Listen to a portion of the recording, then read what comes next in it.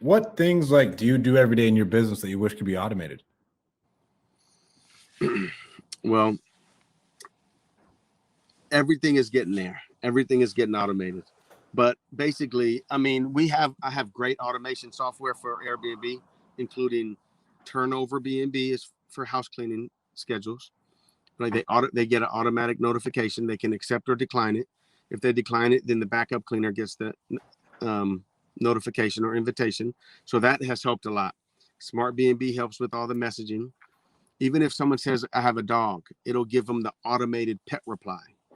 You know, it has some built-in AI in Smart B&B.